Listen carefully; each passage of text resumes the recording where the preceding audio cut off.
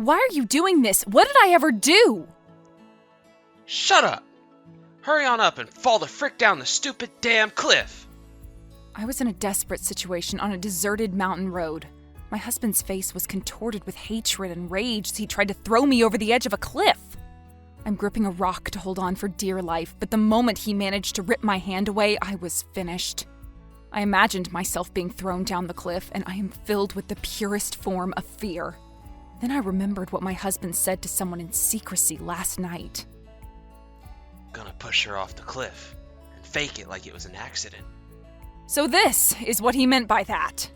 I was not going to let him do what he wanted, and he was going to feel my wrath.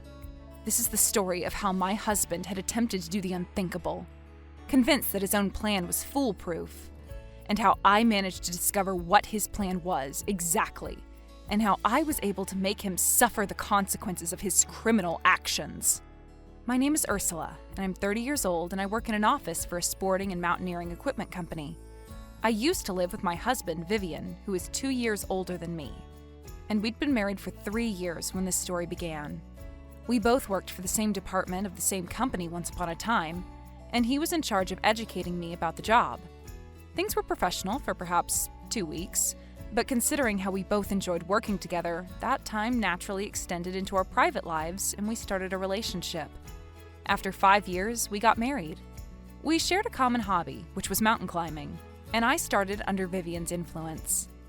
His love of mountains is largely due to his parents, whose love of mountains itself went back decades. And Mr. Bellcamp even had experience working as a nature tour guide. They've been touring famous mountains together since they were young, and even after they had their only child, Vivian, their expectations never ceased. My husband's mountain hiking hobby started when he was very young, when he was taken on hilltop hikes and day trips to not too treacherous slopes. I had never climbed a mountain myself before, but perhaps 2 months after I initially met Vivian, he invited me to beginner's mountain hikes, and I fell in love with these hikes just as much as I fell in love with the man who brought me on them. I especially love hiking in the mountains where there are hot springs at the foot of the mountain, because then, after a long day of climbing up and down difficult paths, it was truly a time of incredible bliss to relax and heal my body of its physical pain in the hot, steamy water of a hot spring. When we were first married, we often went mountain climbing together. But when Vivian was promoted and transferred to a different department, he had to work longer hours and on holidays. So eventually, we spent less and less time together as a consequence of that. I'm going to work again this weekend for business, and I'll be leaving in the morning. Again? You've been working on your days off quite often lately, haven't you? What's this business you're referring to, I wonder? I don't have a choice. I need to expand my network of contacts outside the company. Is that so? Well then, I guess that can't be helped. Your folks have invited me to go hiking with them this weekend, and they'll be disappointed if you didn't make it. Why don't you go on your own? I don't have time for that right now. One day I had a chance to talk with an acquaintance who worked in the same department as my husband. And when I complained about his frequent extra work on holidays, she told me that the department hardly ever had any extra work to do on weekends. In other words, Vivian had been lying to me about going to the office to do extra hours of work. Instead, he invited a bunch of the female employees in the secretarial and reception departments to go hiking in the mountains on these particular days. When I heard from my acquaintance that these women were posting pictures of their hikes on social media, I took a look at them. And sure enough, a few of them showed Vivian grinning ear to ear surrounded by young women, some of whom were pretty attractive by my standards. I was shocked that he was doing this without telling me, even though I was his wife who worked for the same company. When I confronted him about this when he came home that day, this was his answer. This is part of our training program to promote solidarity and respect amongst employees, Ursula. It's legitimate business. I wasn't lying to you. Training program? So the company sponsors it? Not really, but look, when you're in my position, you have to look out for your subordinate employees. Then why didn't you just say so? Why lie about going to the office to work? I didn't want you to blow up over something that wasn't a big deal, Ursula. And judging by how you're acting right now, I think it was right on the money. If you told me the truth from the beginning, I wouldn't have said anything, Vivian. I'm mad at you because you actually deceived me. What exactly is this business you're referring to? Why the hell aren't there any male employees on these little expeditions, That's none of your business. You're such a freaking loudmouth. My husband got up and left the room. At that moment, I thought to myself, my husband must have a special relationship with one of his hiking buddies. After that, he kept coming home late and staying out on weekends, but I couldn't bring myself to question him because I knew one of two things would occur. One, he would snap back at me, claiming that all these things he had to do was for the good of something bigger than himself. Or two, he would begin downright accusing me of being a jealous nosybody who should be more trusting of her husband. As a wife, a husband hanging out with a bunch of women, young women, some of whom were more attractive and could potentially steal him away from her, is something that scared the crap out of me. As our differences became more and more apparent, our marriage in hot, passionate love gradually cooled down into a batter of distrustful suspicion. We used to go mountain climbing together once upon a time, but around then we were going on hikes separately, without being in the company of each other. Although I no longer went mountain climbing with Vivian, my in-laws would occasionally invite me to join them on their own little treks. And I would challenge myself on more advanced paths with them. And this helped me so much because I was able to improve my mountaineering skills and build experience. Even when my heart was feeling a bit fragile because of my deteriorating marriage, going to the mountains still soothed me. And I never forgot to be grateful to my husband for introducing me to such a hobby. On the other hand, because he was now spending most of his time climbing mountains with his female colleagues who were beginners at mountaineering, and they always climbed with light equipment for the sake of being fashionable for social media, his high-quality climbing gear was left unattended in the attic back at home and became increasingly infested with rust and mildew. A few days later, after returning home from a day trip to the mountains, I was tending to my own climbing gear. You know, cleaning my hiking boots, putting my sweaty clothes in the laundry, waxing and polishing my cross-country poles, that sort of thing, when Vivian saw me and unusually spoke to me. Hey, you want to go climbing with me this weekend? I got some time off Sunday afternoon. I mean, sure, but what's the occasion? No occasion. Just thought we hadn't been up there together recently. Come to think of it, it's been a year since you joined in life insurance, right? My husband had recommended that I buy the same life insurance policy as him because mountaineering was always accompanied by a risk of accidents, injuries, and in worse cases, death. I thought it was a good idea to apply for life insurance, so I applied for the same policy as Vivian did, with him as my beneficiary. Yeah, I think it's been about 14 months now. What about it? Oh, nothing. Better safe than sorry, right? It's important to be prepared. Yes, it is. I had already climbed the mountain Vivian had invited me to, but since it was an invitation, I didn't say anything unnecessary and told him I was looking forward to it. A few days later, the night before the climb, an unsettling feeling in my gut suddenly woke me up, and the first thing I noticed was faint noises coming from Vivian's room. We had always shared separate bedrooms and tried not to interfere with each other's affairs. So normally I wouldn't have minded if he had stayed up late, but on this occasion, something just didn't feel right at all. And I was experiencing a snowball effect of anxiety and concern. I had no damn clue why my instincts were sounding the alarm, which in and of itself made me pretty worried. Now add the fact that I was approaching Vivian's room as these alarms grew louder, indicating that this sensation was somehow connected to him. That in turn made me more worried, and it just kept on getting worse. With my heart pounding in my chest for some reason, I put my ear close to the door of his room so that I could hear his footsteps. I then could hear him talking on the phone with someone. I could hear his voice. Amongst the laughs and mumbo-jumbo about work emanating from his voice, one sentence stood out very clearly. Gonna push her off the cliff and fake it like it was an accident. I gulped when I heard him say those words. Was that the purpose of the following day's climb? This must be a phone call to the person with whom he was having an affair. He must have been scheming of some plan to live happily ever after with this traitorous woman by eliminating me one way or the other. I was furious. I thought to myself, okay, no way am I going to go frickin' climbing tomorrow, and on my life, I swear I'll divorce that son of a bitch. But there was zero benefit to me getting a divorce if I couldn't get proof of an affair. I couldn't bear the thought of my husband and his lover living their lives and being happy together after my divorce, over my dead body. That was not gonna happen. The only obvious alternative was to endure my time married to him more. But it would only make me increasingly unhappy if I put up with a deteriorating marriage. I decided to take advantage of my husband's scheme.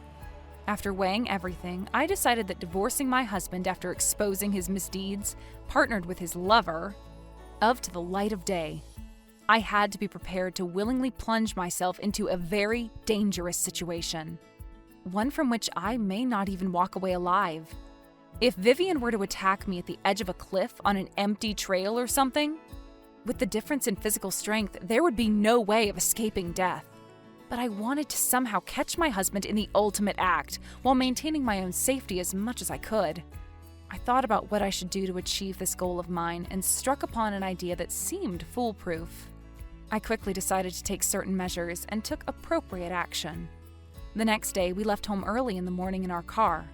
While I drove, Vivian was very lively and animated in the car and told me about the sights of the mountain we were going to see. I was nervous at the thought of what was about to happen to me, and perhaps that showed itself quite a bit when I was nodding sporadically. Anything wrong, honey?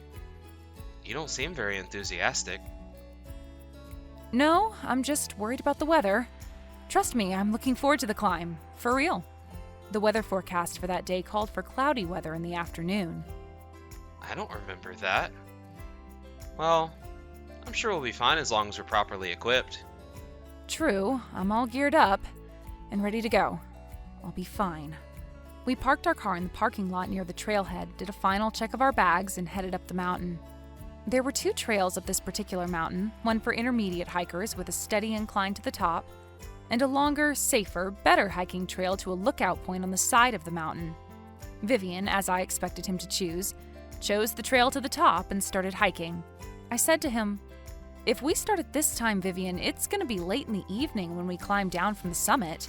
The weather is going to be bad, so I think we should take the hiking course to the lookout point, up that way." Normally, we would have planned this trip more extensively, and we would have stayed the night at the foot of the mountain, either in the car or in a tent. We would then have left early the next morning if we were going to take the summit course. This trail doesn't take as long as I thought it would. We should be able to get all the way down by mid-afternoon. Hearing these words, I was completely convinced that Vivian did not intend to go all the way up to the top. He thought I didn't know anything about this mountain and was trying to cover up his plan using false details and misdirection. After a while, I noticed something. My husband was out of breath. It had been a long time since he had climbed a mountain with a slope this steep. And what with his demanding job, he was not getting enough exercise. Moreover, he was wearing ordinary sneakers instead of mountaineering boots, and didn't even have a walking stick. The climbing gear had been so long neglected and infested that it was probably no longer useful. The trail, with its rocks exposed left, right, and center, would have been very hard on anyone's feet if they had not been wearing thick-soled hiking shoes. I had put on my well-maintained thick-soled hiking boots and was walking smoothly, using my favorite cross-country poles to help me with more difficult parts. I called out to Vivian, "Hey, you doing all right? You're wheezing a little." It's nothing. I'm fine. Having a great time. Soon we reached the halfway point. The trail crossed the slope, and there were many bushes and shrubs overgrown on either side, so the view was not good. There were signs every 50 meters warning us to watch our step.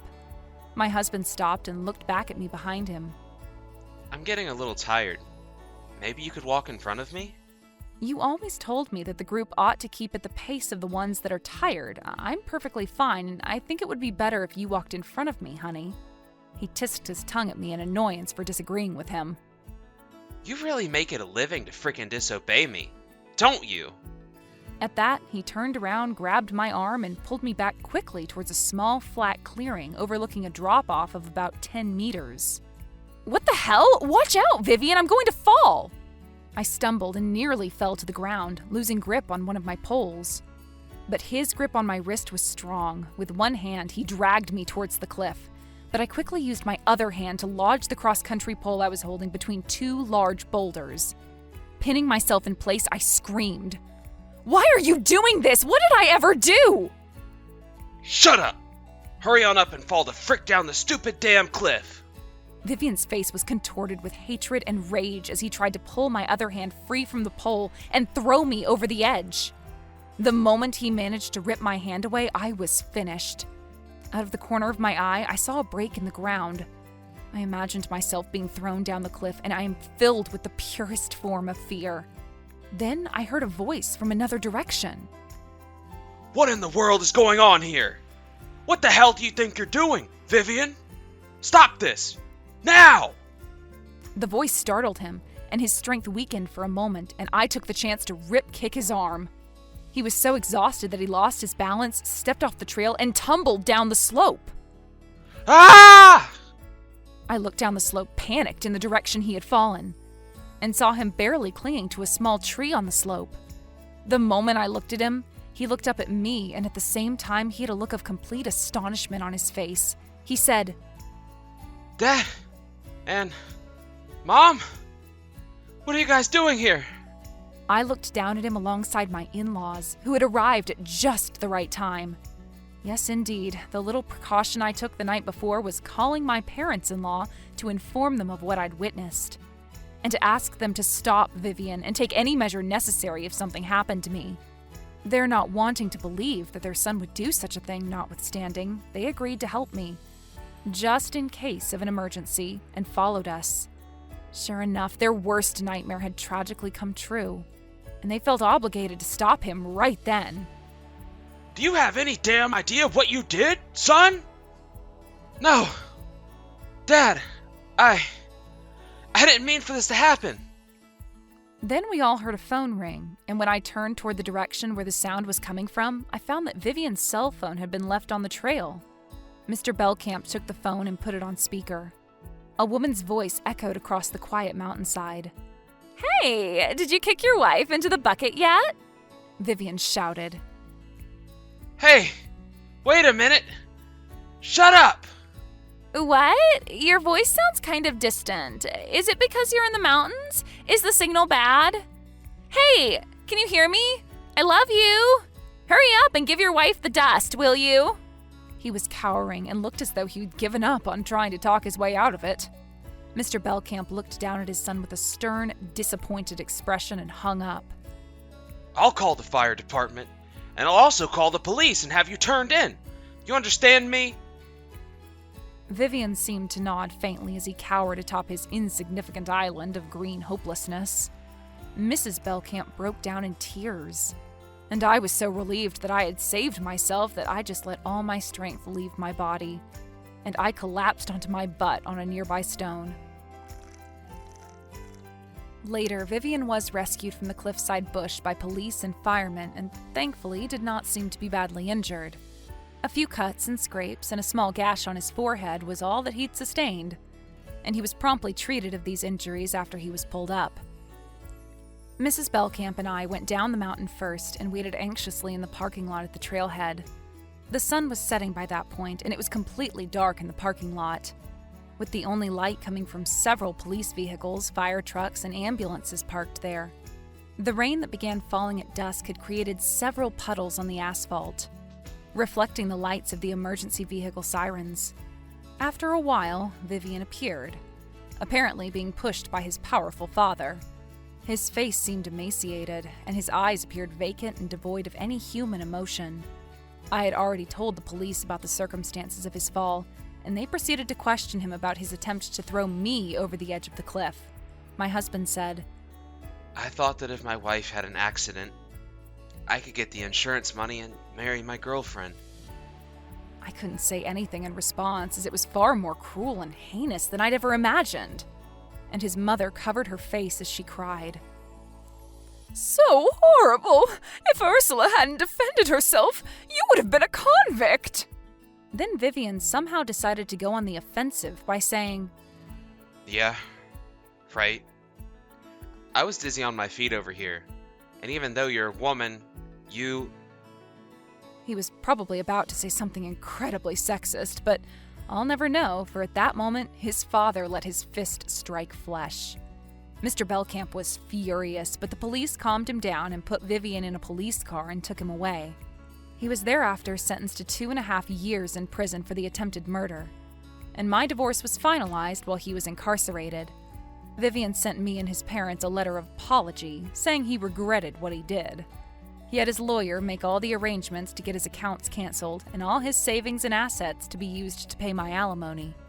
All in all, he offered to pay me about $20,000 in one lump sum. According to his lawyer, Vivian, who had been arrogant and driven by his own desires, felt genuine remorse after his arrest and really believed he ought to leave all his possessions to me as compensation. But the crime he committed cannot be undone. My ex-parents-in-law, who were very exhausted by the shock that came with the discovery of how their son had become a criminal, got down on their knees and apologized to me and my own parents, and paid me an additional $30,000 in compensation. Vivian's lover was immediately identified by his confession, and she turned out to be someone called Miss Lorene Waters, who was a young female employee in her 3rd year at the same company where he worked. I already mentioned how he'd been lying to me about working on holidays and was instead going hiking with female colleagues. Lorene was one of his most recent hiking companions, and after one thing led to another, they had an affair. She seduced him, who had risen in rank in the company, and persuaded him into getting a good deal of insurance money by throwing his wife off a cliff and making it look like an accident. I'm currently in the process of demanding alimony from her for the affair, but since she helped Vivian commit a criminal act, I expect a warrant to be issued for her arrest soon. That's why I consulted a lawyer early and demanded a lump sum claim for another $30,000 from Lorene. We managed to get her to pay the alimony before her arrest, but I had no choice but to agree to reduce the amount to $15,000 due to her financial inability to pay the alimony in full, and a lack of time to arrange for a bank loan. After the divorce, I decided to submit a letter of resignation to my workplace. I was able to retaliate against my traitorous ex-husband and his lover, but it was hard for me to stay at the same company where those two people once worked. It just brought back too much trauma. I wanted to make a fresh start. Fortunately, my old boss, who was starting his own tourist guide company, invited me to work as a mountain guide, and I'm now living a full life, making a living off of a hobby I'm passionate about. I'm so excited every day to be able to climb mountains as a full-time job. I had a scary experience in the mountains once, but it was my mountaineering experience that protected me from the clutches of the abyss, and I am sure that going back to the mountains will eventually heal me.